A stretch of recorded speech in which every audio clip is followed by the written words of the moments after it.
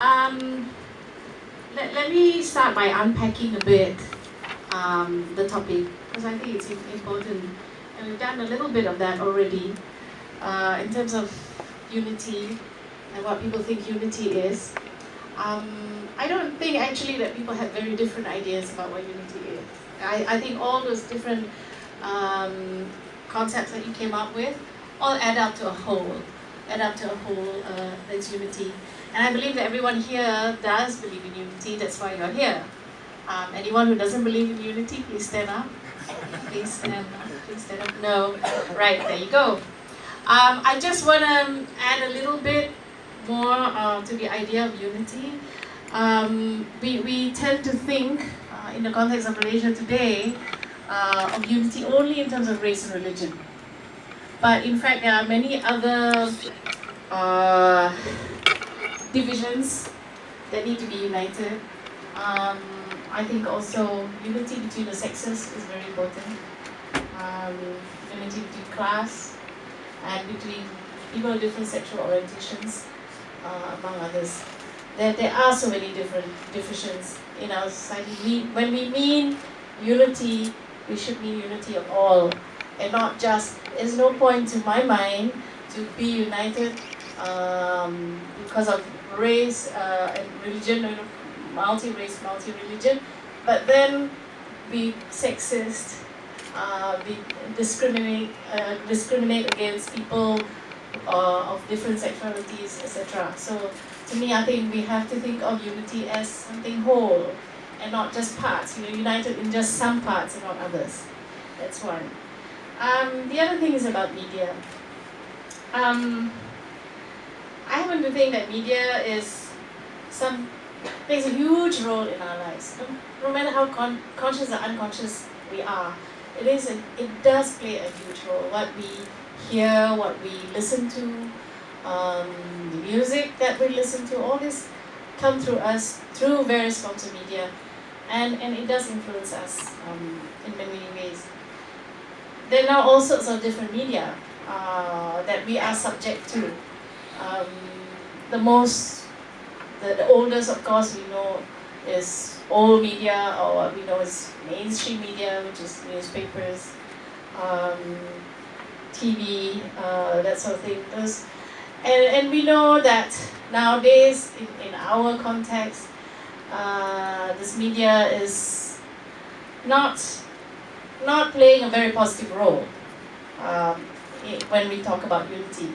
You can just read, you're inclined to read, which I'm becoming less and less so, mainstream media, and see how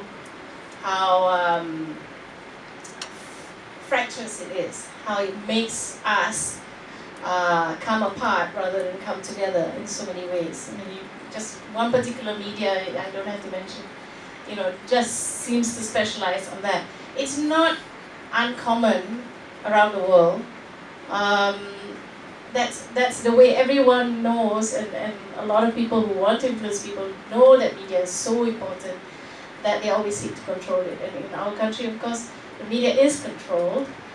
It is controlled by certain parties, and therefore their views get predominance. Again, it's not uncommon. I was just in the UK, and the big hoo-ha there is about Rupert Murdoch basically gaining a monopoly on almost all media in the UK, which means that his particular viewpoint, although he says he's trying to separate it out, there'll be independence in the news gathering, nobody trusts it, and people think that Murdoch is really a danger because he is really controlling the way news is presented in so many parts of the world now. In the US, through Fox News, for instance, in the UK now. So it's not an uncommon thing, and it acknowledges the fact that media is so powerful and can be used to manipulate you if you're not careful. However, there is some hope, because now media is not just one thing, it's not monolithic anymore, there's not just one type of media anymore, there are different types. Mainstream, as you know, is the most common, and I think with young people, I'm not sure that you're really getting on mainstream media anymore or reading mainstream media anymore.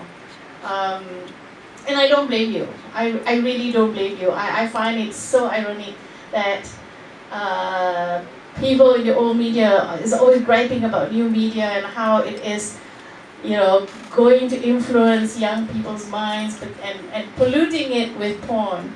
When in fact you can read porn every day in the mainstream media nowadays. Easily, which is why I don't read it. I like to keep my mind clean. But there are the other media, and I just want to mention briefly also, don't forget movies and TV.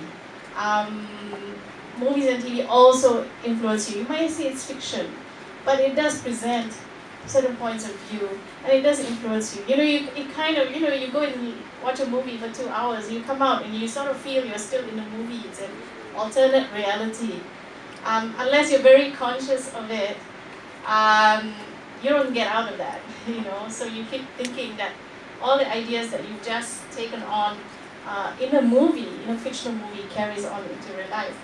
I'm particularly concerned about TV nowadays because I've been producing the TV program for young women. You might know, I hope. Does anyone know what 3R is? Yes, okay, good. Because Lina Tan and I, my producer, we were very concerned about the types of programs for young women in this country, and we thought that what is being produced now perpetuates a certain type of stereotype for women, which A, doesn't reflect reality, and 2, is very negative. It makes women submissive, it keeps women boxed into certain roles, and that's why we did 3R, to really shatter all those stereotypes, and it worked. It worked. Why? Because it was reflecting reality on the ground. Unfortunately, there are not that many 3R, and we are subjected to all sorts of sponsorship issues, which is why in the past year it hasn't been on air, but we hope to bring it back. But if you watch TV, and if you watch the TV dramas and the movies that we have, particularly in Malay language, I'm really sorry, but it is really, really stereotyping people into certain box roles. I don't understand why people still go and see them.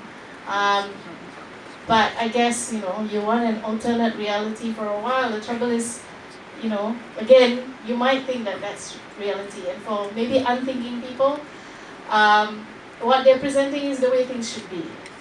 Yeah, I was watching the most awful trailer on TV, and you might have seen it, about these girls who like to party, and then they meet this really good guy, and suddenly they turn extremely good. And it's how, it's all about being pure and everything. Mind you, it's only about the girls being pure, nothing to do with the guys, but there you go. But these sorts of ideas, repeated incessantly, really influences people. Now, the only hope for me is the fact that the media is fractured now. There isn't one type of media. There is now a whole slew, and I think the real hope lies online.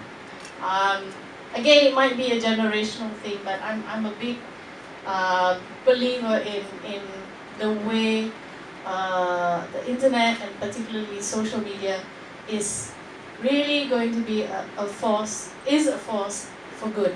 It also can be a force for bad, that's for sure. Because there's so much out there, and if you don't have the skills to discern between all the information out there, what's true, what's not true, what's good, what's not good, then you're going to have a problem.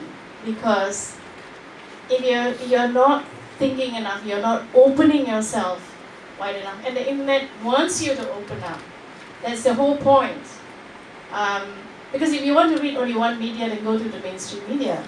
But if you want to be open up, then you have to